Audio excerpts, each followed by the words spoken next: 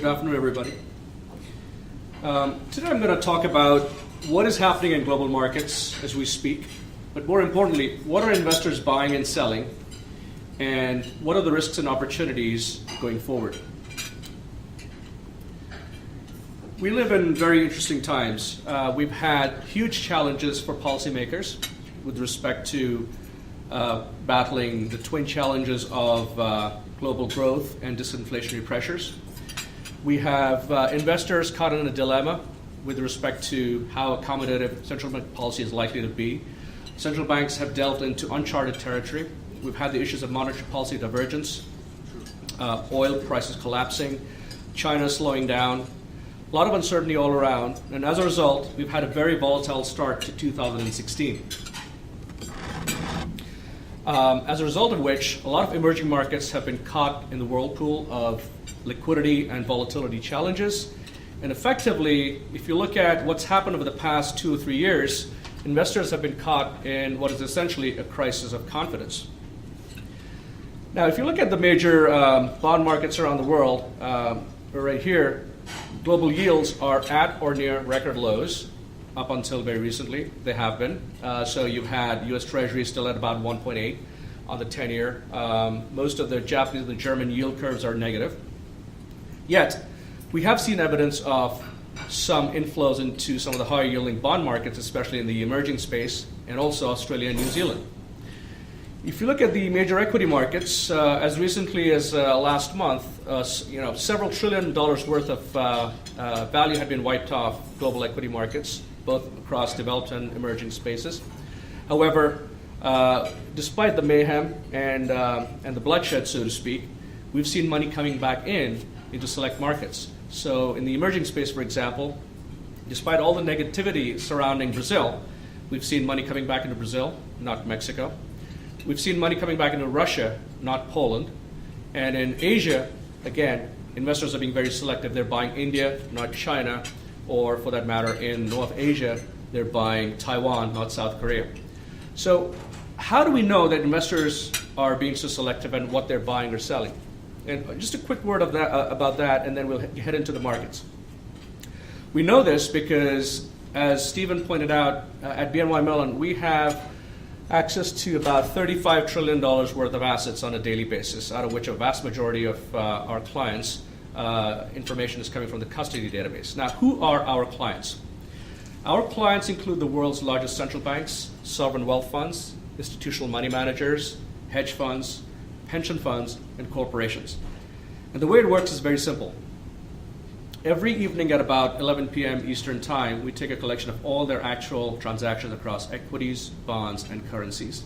And it's at your desk at about 8 a.m. the next morning. And we're the only custody bank that's able to capture this information on a trade date basis.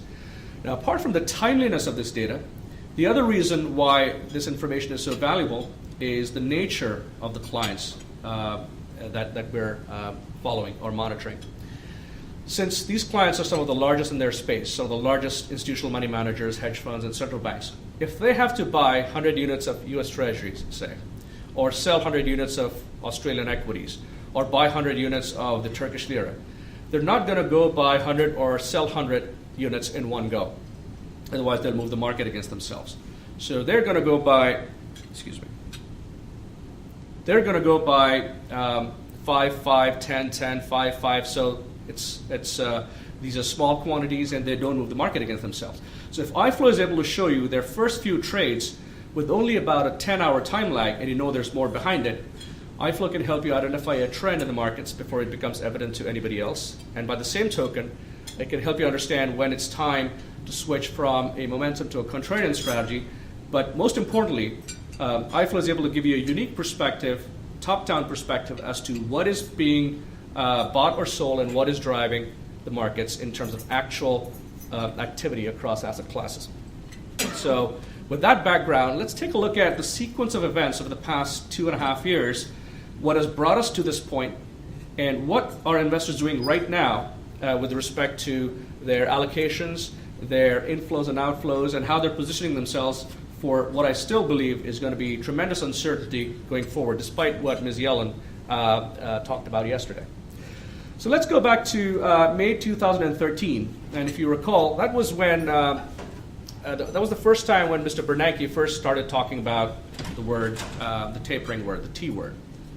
And just before he started talking about that in May, this was what was being observed across global bond markets, i.e., here the greens are the inflows and the reds are the outflows, and you can see very clearly there's a lot of liquidity sloshing around. Everybody had gotten used to QE that was initiated by the Fed, and of course the Bank of England had joined in as well, and the ECB and BOJ were also considering ramping up their quantitative easing program. So at that point of time, we had the 10-year Treasury yield at about 165. As soon as Mr. Bernanke finished talking about the tapering concept, this was what happened in the 3 months right after that. We had the U.S. bond market turn from the dark green color here to bright orange, and you had the 10-year Treasury yield go up from 165 to nearly 3% in less than 3 months. Now, we call that the taper tantrum, and you can call it any term, but effectively that is still where we are in terms of the investor mindset. Investors have gotten used to easy liquidity, cheap money, and central bank assistance, and every time there's talk about pulling that back, especially on the part of the Fed, the markets go into a tizzy. They have a tantrum in some form or the other. But what really turned the markets around in terms of what has led to today is this chart. This is actually one of my favorite charts. The shaded portion here is iFlow showing our clients buying or selling the US dollar as a pure currency. And the black line is simply our dollar index. And you can see here visually, of course we do this in a much more rigorous manner, and we do this quantitatively as well. I should have mentioned here that we have our iFlow data for equities and bonds going back to 1996. And for FX going back to 1990 on a daily basis. So that's like manna from heaven for some of our quantitative clients, and also obviously for ourselves. We've done a lot of back testing ourselves, but also through some very respected third parties such as the IMF.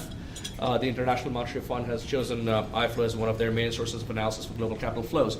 Now, what we saw here was, this was the huge turning point in June of 2014 when the dollar buying just took off as if there was no tomorrow. What happened in June of 2014? That was when the ECB first initiated negative deposit rates. So that effectively was the practical implementation of the monetary policy divergence that investors had been and policymakers had been considering since Mr. Bernanke first started talking about tapering in May of 2013. So that finally came to fruition here, and you can see our clients started buying the dollar in a big way, and the DXY dollar index started following the dollar flows a good 2-3 weeks. With a 2-3 weeks lag. Now, as the dollar was going up, that obviously had a negative impact on commodity prices and oil prices. And to compound that issue, around here in November of 2014, Saudi Arabia and OPEC decided not to cut production or put in production targets because they were trying to run the U.S. shale producers into the ground, literally and figuratively. And you also had U.S. inventories running at about their highest levels in more than 8 decades. No surprise, therefore, that we saw this collapse in not only oil, but also other energy and commodity prices. And as if that wasn't enough, the tail end of 2014 and the beginning of 2015, we saw concrete signs of China slowing down as well. Now, as a result, we saw these bubbles that we had seen building up in commodity-related equity markets. This actually is some analysis that I've taken from the IMF, which is entirely based on the joint work that we did with them, and it's based on iFlow data. So we'd seen a lot of these commodity-induced bubbles in the commodity exporting markets that started to burst as the dollar went higher, and both the price impact of a stronger dollar and the physical impact of oversupply in the energy markets and the oil markets started to impact the bubble. Now, let's turn to China. And I think that's where we have to recognize that's one of the key epicenters of the crisis mode that the world finds itself in today. I'd like to focus on this chart because this is a very telling chart for us. This chart shows us the buying or selling of Chinese equities by global cross-border portfolio managers. And you can see our clients started buying Chinese equities in May of 2014. It was only about 2 months later that the index, the Shanghai Composite Index, started picking up in a big way. So once again, our clients were the first movers. They got in when nobody else was buying China in a big way.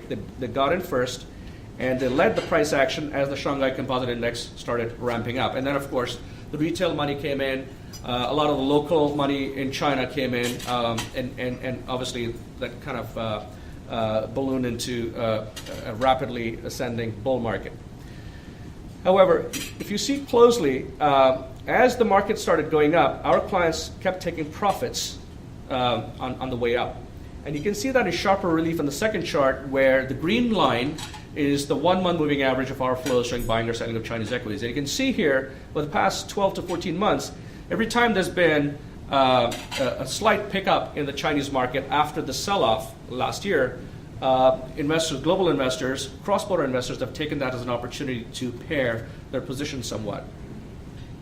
But the big question is there more bloodshed to go? So again, if I recap real quick, June of 2015 was when the market in China started collapsing, the equity market. And then August of 2015 was when the Chinese authorities decided to have a 2% devaluation, which they thought would go relatively smoothly, but obviously that really upset investor sentiment. Now, the big question as I mentioned now, is whether there's more bloodshed, whether there are more outflows from the Chinese market. And I think it's very important to understand how we answer that question. So I'll give you an example. Last October, we had the privilege of being invited to a closed-door central bank meeting at the IMF. So I went down to DC, and we had very senior policy advisors from the Fed, the ECB, the BOJ, the Bank of England, HKMA, MAS, and all the major central banks.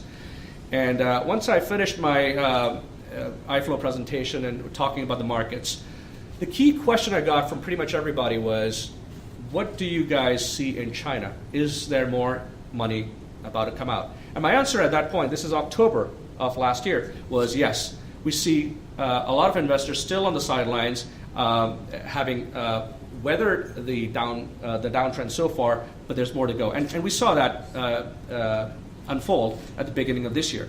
If you ask me the same question today, my answer remains the same. And the reason I say that is this chart, because you can see here the amount of money that went in, most of it, in fact, a good part of it is still in there. And the best way to think about it is this analogy. If you go into a market when the market's only $2, and the market goes up to $100, that's great. Everything's great. Then the market crashes by almost half to about $50. You're still up $48 because you got in when nobody else was going in. So you got in at a very cheap level. So you can take more pain. Your pain threshold is high. And that's exactly where some of the global investors that are still in China, that's the way they feel. However, going forward, there's still a lot of uncertainty about the numbers coming out of China. There's a lack of transparency in that there are still questions about the true extent of state intervention through the enterprises in China. So not the government, but they use the state enterprises to intervene in the stock market, to support the stock market.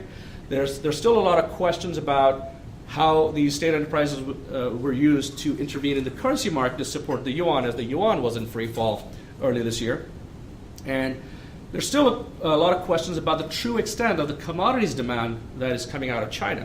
Now, I read some analysis in the past week or two. In fact, I just got back from a 2.5-week trip to Asia, which included China and 10 other countries in the region.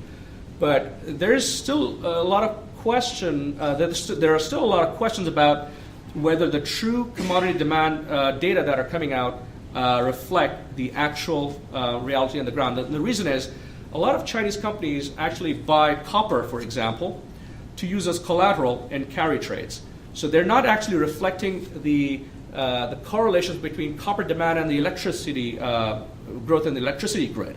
So it's as simple as that. So there's a lot of non-physical demand for these basic commodities that might still fall by the wayside as the market tries to unwind these risky positions that have been built on the basis of leverage over the past year or two. Now, with that in mind, I think it's not really surprising why you've seen this impact on the Hong Kong market, which is obviously very closely tied to what's happening in China. And let's look at this chart, because that is something that we'll be following very, very closely in the coming weeks and months, which is the buying or selling of the Chinese yuan as a pure currency. And you can see here, right after the devaluation in August, we saw this huge outflow of Chinese FX, which led to a lot of state intervention. The FX reserves in China have been going south for the past several months, and the reserves are now closer to 3 trillion than 4 trillion, as they were as recently as the middle of 2014.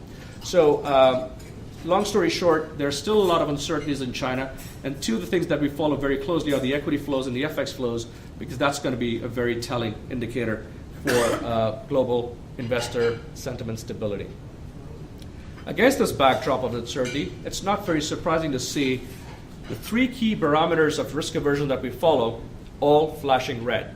And one of the first, the first key barometer that we follow is demand for the Japanese yen. And you can see here, this chart, the green line is our flows showing buying or selling of the Japanese yen as a pure currency. And you can see our clients started buying the Japanese yen in a very consistent and sustained manner from the fourth quarter of last year onward. As a result, dollar yen went down. This is an inverted scale, so i.e. the yen went stronger. Now this shaded, the circle red portion shows you the moment in late January, 29th of January to be precise, when the Bank of Japan finally plunged into negative rate territory. And that was their attempt to try and stem the appreciation of the yen, which in hindsight, as you can see very clearly, was a futile attempt. They could not manage to sustainably reverse the trend because they were swimming against the tide. And that's something that's very important to take away.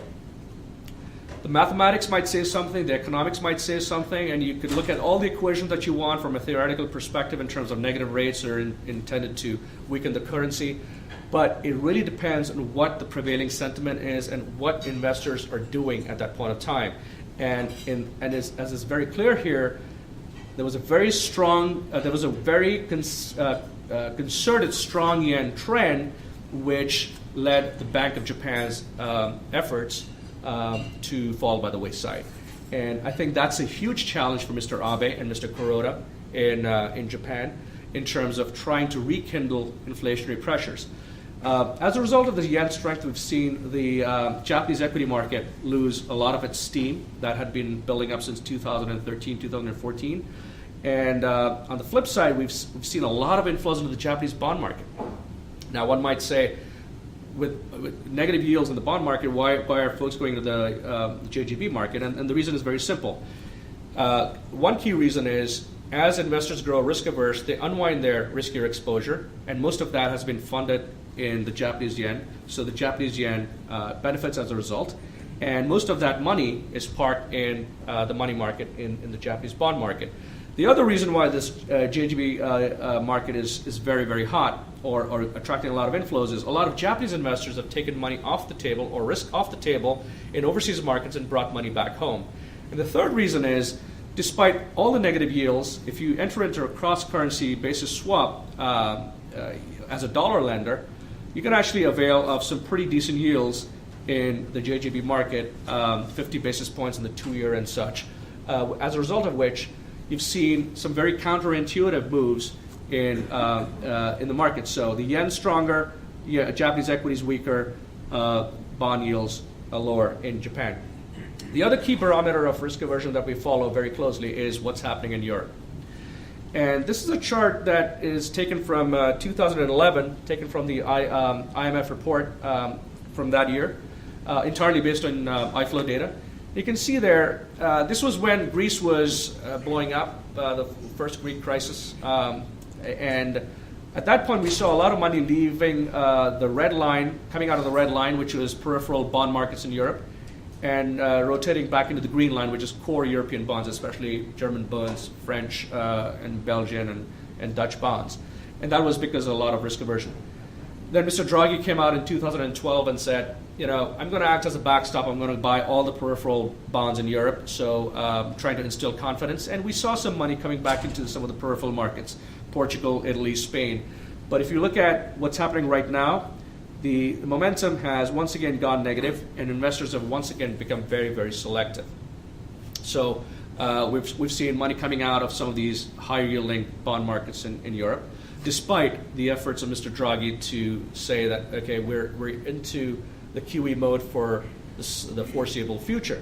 But once again, if you look at the grand scheme of things, if the Italian 10-year bond is giving you 1.4% and the Spanish 10-year bond is giving you 1.2%, would you rather put your money there than say a 1.8% in the U.S. Treasury? The answer is very clear. Where are the risks? Where are the rewards? And that's exactly why we see this chart over here. These are our flows into the U.S. Treasury bond market. You can see it's almost like a straight line. And that is one of the main reasons why I see it very difficult, not only because of what Ms. Yellen said yesterday, but even before that, why it's been very difficult for the bond yield, for the 10-year bond yield in the U.S. to go sustainably above 2% or even 2.5%. And you see a lot of buying pressure. Where's this pressure coming from? It's not just global investors spooked by the policy uncertainty, parking their money in what is the ultimate safe haven, which is U.S. Treasuries. It's also a lot of money has been coming out of this market into the bond market. And what is this market? This is the U.S. equity market. And this is, again, something that we've been pointing out to our clients for the past 18 months. We actually first saw our clients start to sell U.S. equities in August, September of 2014. We had the correction in 2014, and then the market recovered. Yet our clients continue to be net sellers of U.S. stocks because, once again, they'd gotten in before anybody else, and this was the time they thought was the ideal time to start taking profits. So the question is, if the biggest clients were selling the market in 2015 and the market was heading up to all-time record highs, who was doing the buying? The answer is twofold. Firstly, it was a lot of cash buybacks by very rich corporate balance sheets. But most importantly, it was the retail money that had started coming into the U.S. equity market that was driving the market up. And I'll show this to you in a few slides' time. We've done some very rigorous studies on institutional investors versus retail investors. And it's almost like clockwork.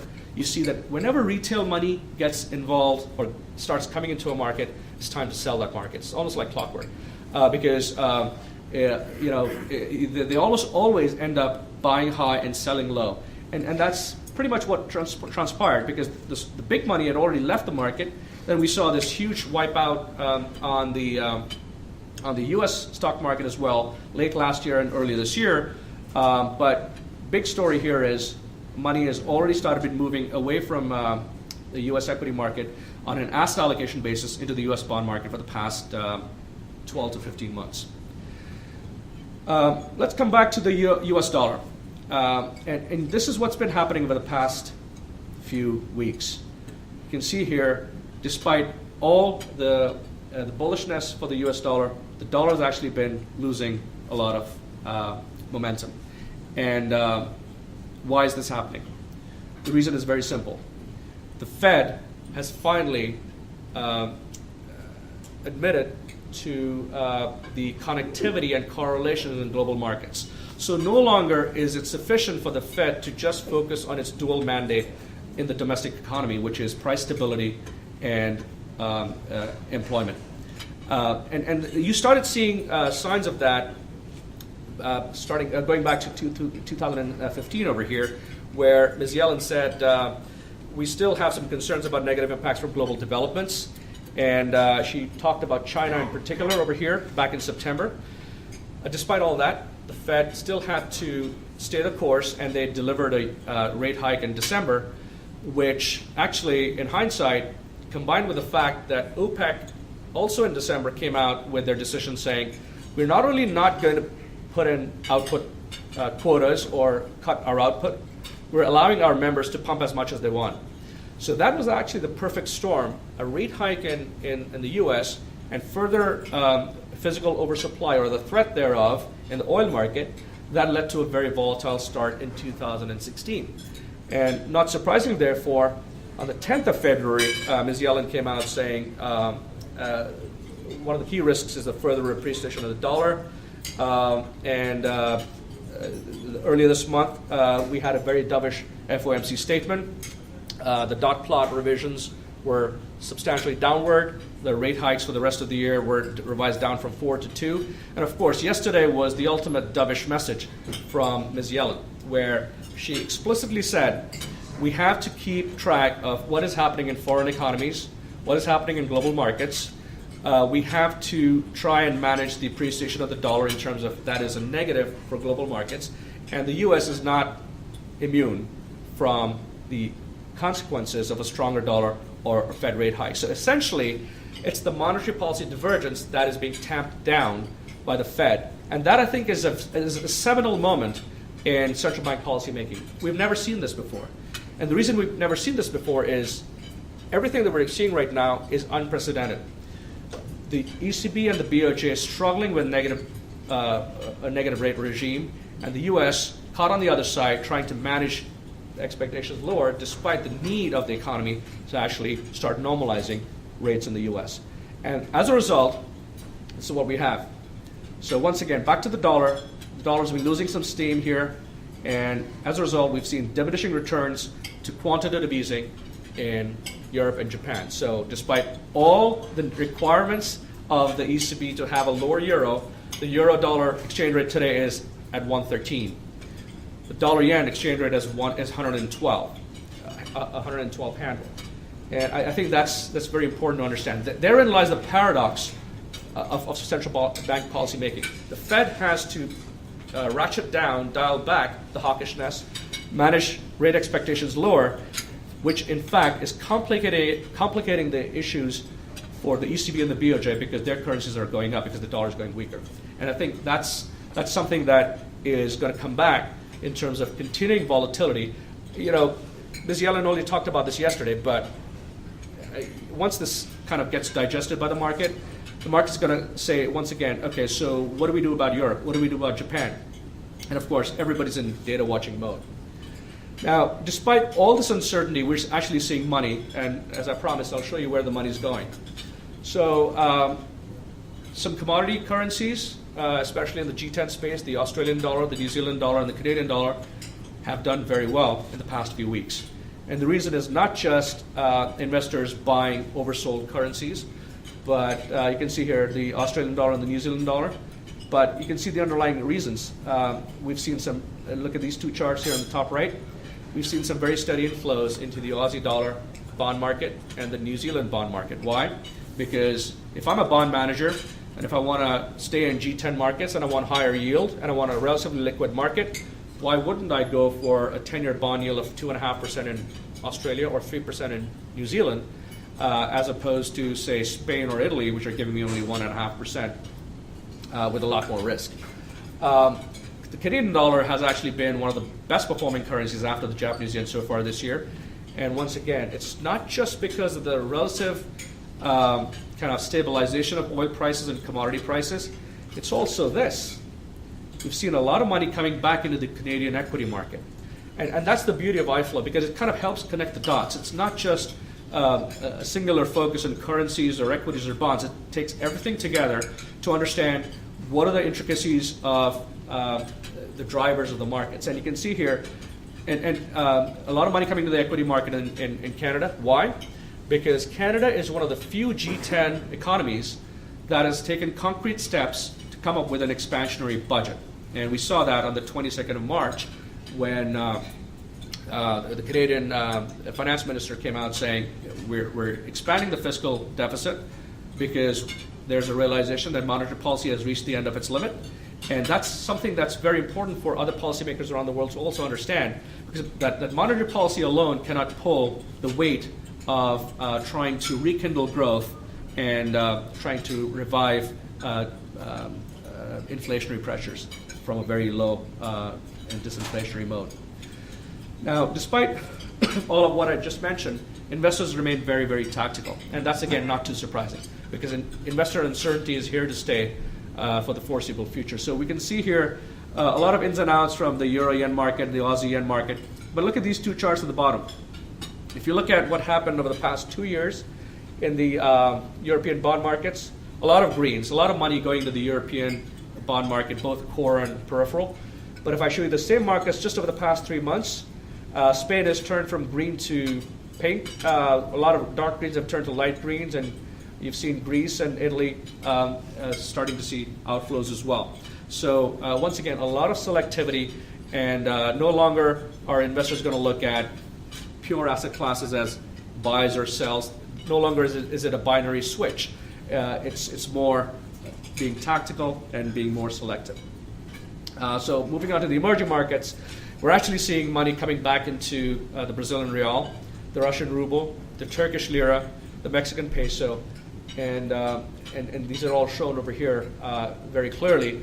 And once again, you have to be very wary of these flows because these are all fickle, fleet-footed investors trying to avail of higher yields in what is still a very low-rate environment from a macro perspective. And these flows are are highly subject to quick reversals. And once again, if you look at why these flows are going to, say, Mexico or some of the Latin American economies or other currencies, that's because most of the Latin American policymakers raised rates, but they raised rates for the wrong reason. They raised rates because they had to defend their currencies from becoming overly weak. And that's, again, something that you need to be very careful about. Now, if you look at some of the longer-term money, most of that is starting to go into Asian equities. Once again, you can see examples of Malaysia and the Philippines and Thailand, where money is starting to come back in. In fact, Malaysia is one of the better performing equity markets so far this year. We've seen a lot more money coming back into India, Malaysia, South Korea, and Indonesia. Why? Because fundamentally, these economies are relatively sound. Despite their close proximity to China, they've taken a lot of measures over the past several years to build intra-Asian trade linkages, which do not entirely depend on China. And I think that's very important to understand. And the reason I say that is that from a quantitative perspective, this is a very telling chart. And I'll just spend 2 minutes on this because it's very relevant to what we're seeing today. This is analysis that we did with the IMF back in 2010, entirely based on iFlow data. We calculated what is the variance ratio. And in simple English, all that means is if I see inflows into an equity market today, how likely is that inflow to persist? So usually the variance ratio is 1. But our iFlow data show variance ratios as high as 12 to 14 in Asia, Latin America, and in some individual economies. That led the IMF to note in its report in October of 2010, if you just focus on this dark blue font over here, where they said, for instance, authorities in Brazil, Indonesia, and Korea introduced capital controls to put in financial stability, precisely in those countries where BNY Mellon's iFlow data had found foreign equity flows had become especially persistent. Now, this is a very important message, and it cuts both ways. Effectively, what this is saying is, if you see our iFlow data showing strong inflows into several emerging markets, those emerging markets are very likely to put in capital controls to try and temper those inflows. But by the same token, it applies the other way as well. If you see very strong outflows, you're going to see more capital controls out of in those markets. And the biggest question mark right now is China. And I showed you that Chinese equity chart today, earlier today. And there's still a lot of money sitting on the sidelines waiting to see whether they need to come out or not or stay in. And if that money starts to come out, you could see the Chinese authorities once again grappling with the huge dilemma of trying to put in interventions to support the stock market, to support the currency, while on the other hand, they're trying their best to internationalize the yuan, to liberalize their economy, and to become more in sync with market forces. So it's a fundamental dilemma that the Chinese authorities have to grapple with, and that battle is not over. And that's something that's very important. And that's exactly why Ms. Yellen and the FOMC have successively in recent weeks and months decided to become more and more dovish, to understand and to transmit very clearly to the markets that we live in a very interconnected world. Irrespective of what's happening in the labor market in the U.S. or the housing market in the U.S.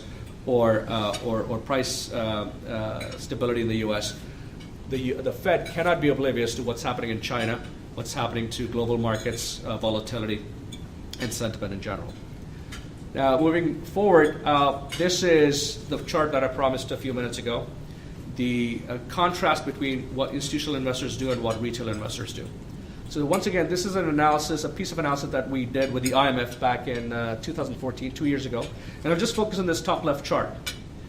Effectively, the first and the third bars are taken from iFlow, which is what institutional bond managers and institutional equity managers have done in response to every successive emerging market crisis over the past many years.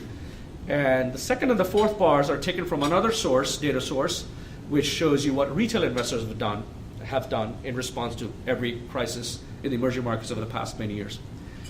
And you can see every time there's been a crisis, there's been a lot more selling by retail investors, both in the equity and bond space. Why? Because they've become spooked by the sell-off. They've ended up selling low once the market has been lower already.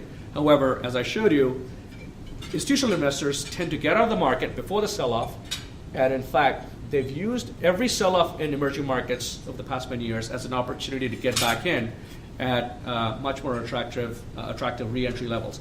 So it's almost as if institutional investors have acted as automatic stabilizers in successive crises in global markets over the past many years. And I think that's, once again, very important to understand that if you see, as I've shown you, certain markets attracting money today, those are likely the very markets that are going to give you better returns on a sustained basis going forward as we head into the rest of 2016.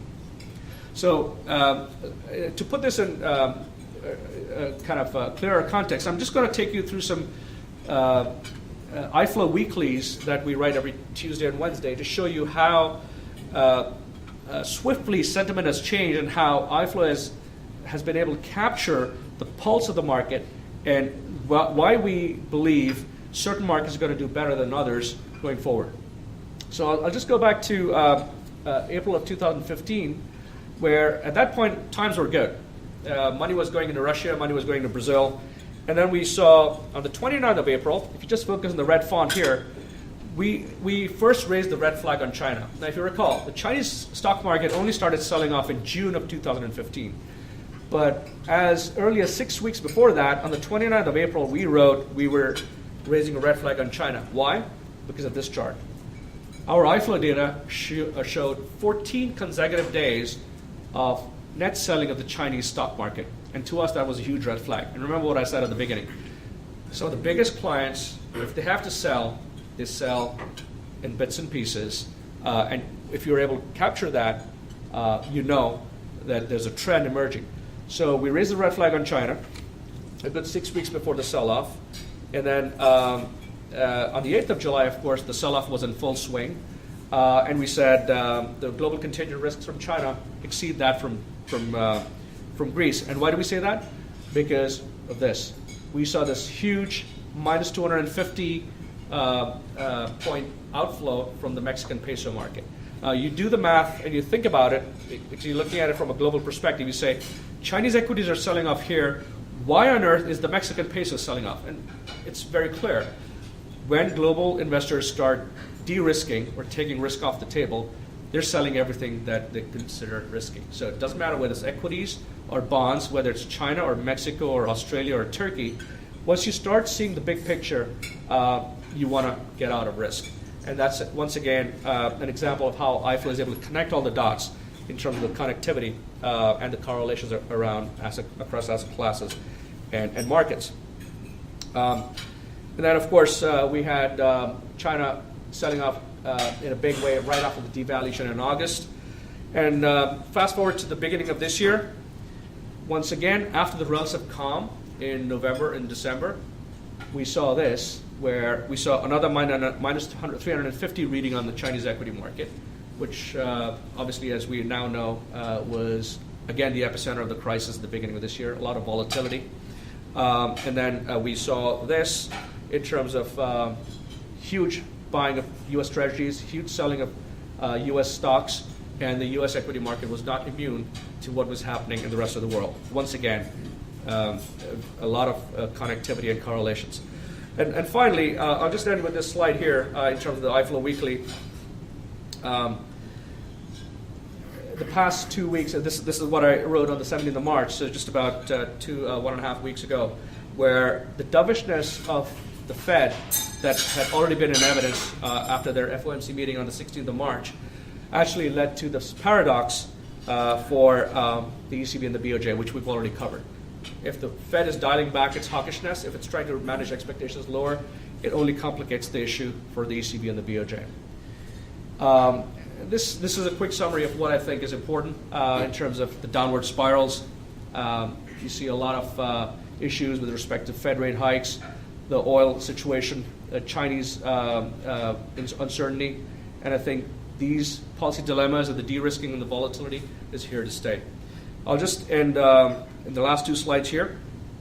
As a result, this is where the focus is going to be. Which economies are able to draw upon fiscal stimulus and structural reform rather than purely trying to depend on monetary policy, which is reaching the end of its tether. And this is what I'd like to end with. At the end of all this, what are investors likely to do? And it's very clear, given the slides that I showed you, this equity sell-off has been spectacular, but that's actually a huge opportunity, and the opportunity lies in Asia. Despite what's happening in China, the rest of the Asian equity markets have done relatively well in attracting longer-term money back into their fold. And believe it or not, Brazil has also been attracting a fair amount of equity inflows over the past 2 weeks. And I believe that's likely to be sustained because it's very unfortunate what's happened there in terms of the political situation, the corruption scandal. But the big money, the earliest movers, the first movers, the biggest institutional investors have already started going to that market because they think the worst is over. By the same token, you see some money coming back into select emerging market currencies, such as India, Korea, Malaysia, Thailand, and in Latin America, it's Brazil and a little bit of Mexico. But most of these bets in the currency markets remain tactical for now. And I think that's, again, something that's likely to stay with us for the time being. So it's very difficult to take a longer-term bet in the currency markets with all the uncertainties about interest rates and policy expectations. And at the end of the day, it's all about being tactical, selective, but as an investor, you have to get used to greater risks and low returns. There's absolutely no way around it. Because at the end of the day, policymakers are exactly in the same boat as everybody in this room. They don't know what is happening. They don't have a clue as to what they need to do because this is uncharted territory for everybody.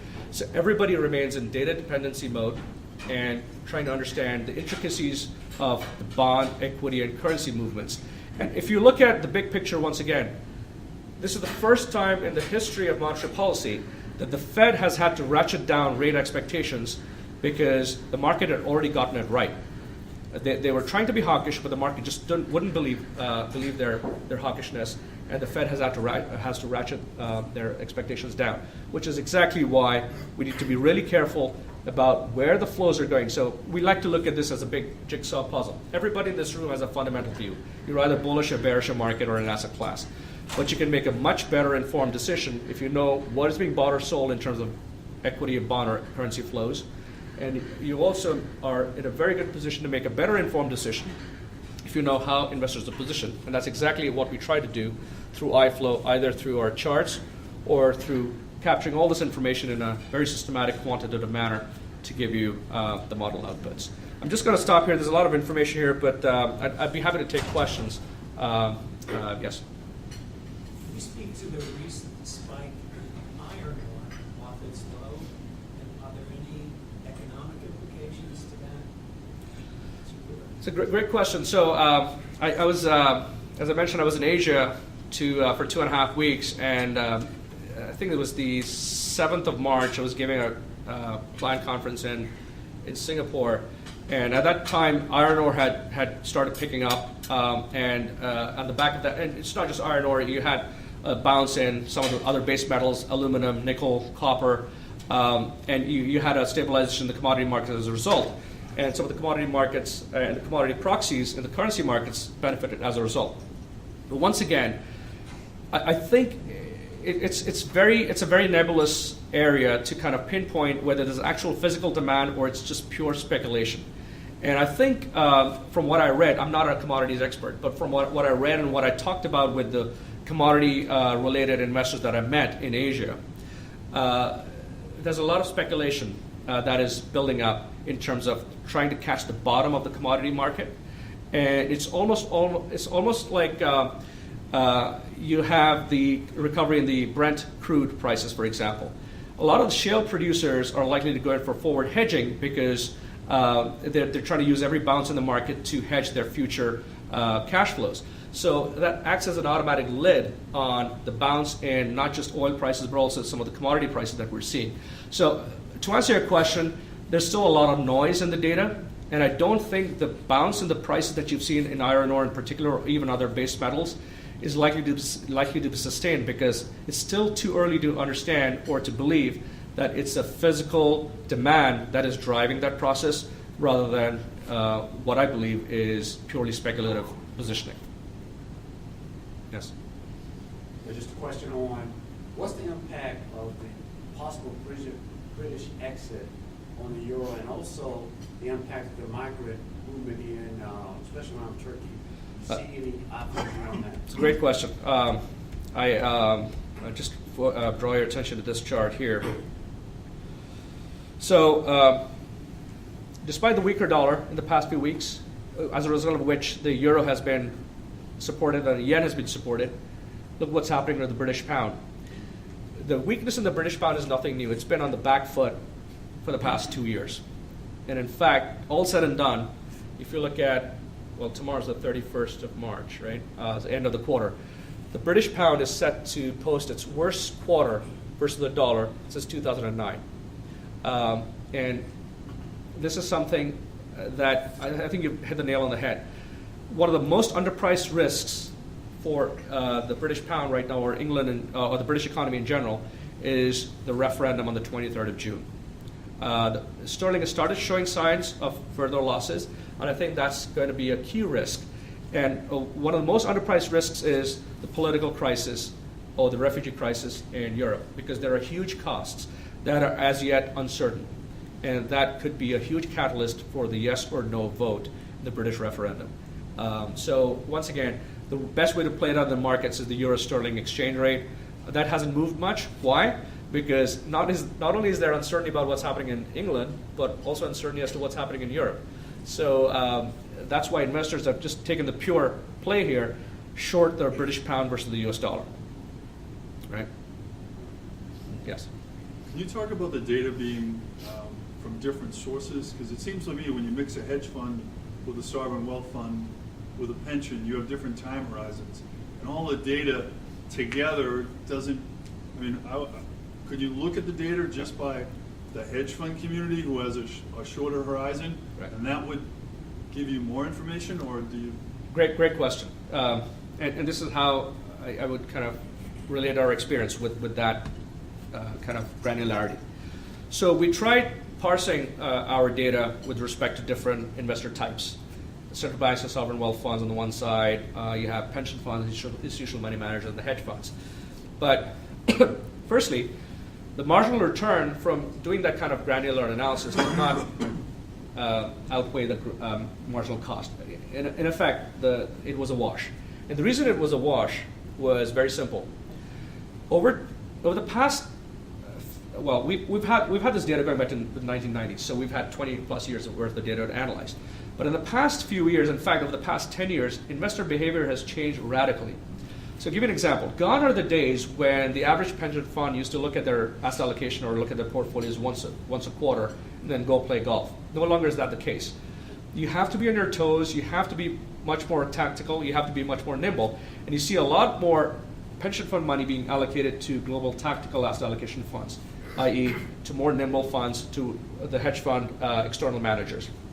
By the same token, hedge funds have also not only remained tactical, but they've been very in tune with what is happening with respect to central bank policy. Now, if central bankers themselves are uncertain, the investor community as a whole essentially acts the same way.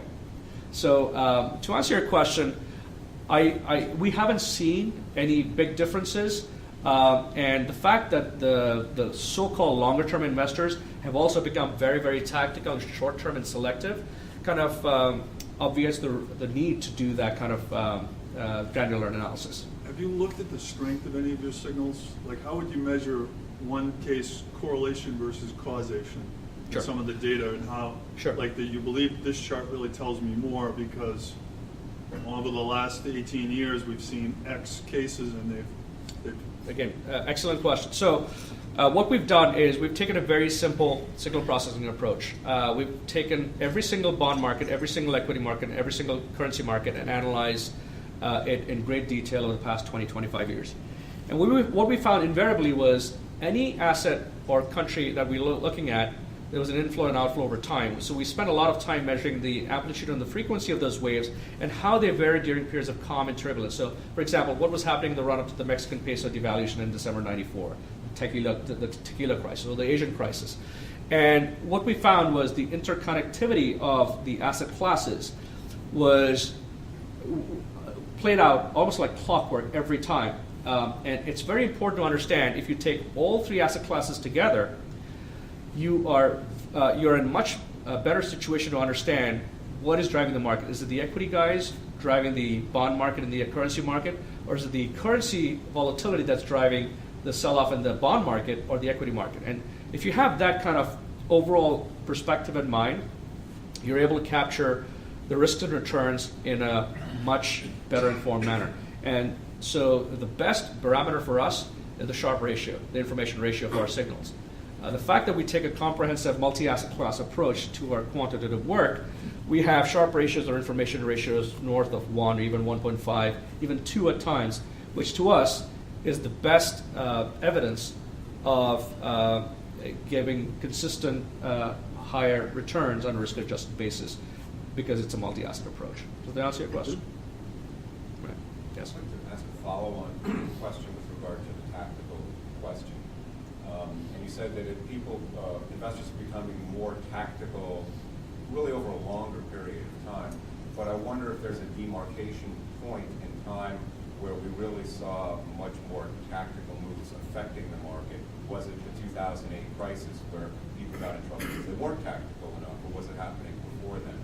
And then the second part of that is that how effective has it been to be tactical versus not being tactical? So if it stood in place and played golf, would you have been better off than if you're being tactical? Just because everybody's being tactical doesn't mean they're being successful. Sure. And that investors are getting, in general, higher returns from being tactical. I don't know if you have a sense of the performance of making those tactical decisions, but if you have Sure. any insight. Well, the first part of the question, I think 2008 was a huge moment in international investing, cross-border investing, because to your point, people were just not tactical enough, and that was a huge moment. So as we saw the huge sell-off in global markets and the Fed taking unprecedented steps, talking about quantitative easing and then actually going in for it, then you saw the turnaround. You saw some strategic money coming back into the equity markets, some of the emerging markets, which did very well. So despite the shock, you still had the strategic element to global investing. And in hindsight, it's always 2020. You see the investors that had gotten in 2009, the middle of 2009, right after March, that was the bottom of the market. And quite a few investors did that, especially some of the equity investors in the U.S. They did really well, having gotten in at that time, because they believed that the QE policy was going to work, which it did, right? And so did the bond market. The currencies worked the way they were supposed to. The bond market did, and so did the equity market. Now, what's happened in the past few years, as we talked about and as we saw, there's been a fundamental element of policy uncertainty. And in that environment, you just have to be tactical because you have no clue whether a policy by the central bank in Europe or Japan is going to work or not. So despite the fact that Mr. Abe came into power in 2012 and you saw that huge Japanese equity strategic move also bear fruit, what you're seeing today is absolute uncertainty. You don't know what Mr. Kuroda has to do now. especially with oil prices weaker, and China still a big question mark. So you have to be tactical. Now, the other part of your question was, is it sometimes best to go play golf and forget about being tactical? Yes, which is why all the money is going to the JGB market and the German Bund market and the U.S. Treasury market. Those are all the guys and the folks that are not willing to take any risks right now, and they don't even want to be tactical. They just want to park their money in safe havens and wait out the storm. And when that's going to end is an open-ended question because we don't know. So if you are brave enough to risk some of your capital, you have to be tactical. And if you're not, you just park it in safe havens. And that's exactly why we see half of the yield curve, or more than half of the yield curve in Germany and Japan in negative territory. And the U.S. Treasury market flows almost in a straight line because that's where the money's going. One more question. Yes? I'm going to go back to your comment on Canada taking a more proactive fiscal policy approach, because it seems to me like you keep referencing China, their infrastructure, their overbuilding of infrastructure, and then that killing demand for commodities as they came off of that. But I look around the U.S. In terms of our aging infrastructure, which is not being repaired or replaced. You look at the emerging markets who still don't, or the frontier markets who still don't have infrastructure. Sure. And you think at some point, when we do realize monetary policy isn't going to cure all the ills, if fiscal policy ever does come into play, and clearly Canada or Australia, any big commodity type producer has a reason to model that kind of behavior because they want other people to follow suit because they'll benefit from it. But do you see any of that happening in terms of? I don't see that happening on a broad brush basis. It's going to be very, very idiosyncratic, as it were. So Canada is, again, a special situation. They've had the benefit of having a balanced budget for many, many years. So they have enough ammunition on the fiscal side to actually delve into a deficit and try and support their monetary policy, which is already at a very low interest rate, in a very low interest rate environment. Now, whether other countries can follow suit, no. Australia cannot because it has been running a fiscal deficit. It also has a current account deficit. So there's only so much leeway that one can use on the fiscal side to support what is diminishing returns to monetary policy. So to answer your question, it's very difficult to generalize that way. But to your point, there are tremendous opportunities in the infrastructure space to actually dedicate capital to and try to get higher returns in that space. But once again, there are so many complexities that one has to go through in terms of the adequate allocation of resources to the right place. And if you go to some of the emerging markets and try to go in for infrastructure funding, you're not even sure whether 50% of your money is going into the actual infrastructure project. Right? So there's a lot of ifs and buts, and you have the internal rates of return, the NPVs, a whole can of worms. So to answer your question, I wouldn't be able to generalize at this point saying, that's something that could, as a whole, be successful in reviving the global economy. So again, it has to be taken on a case-by-case basis, and Canada is able to afford that because it has the benefit of having run a balanced budget all these years. Thank you. Thank you.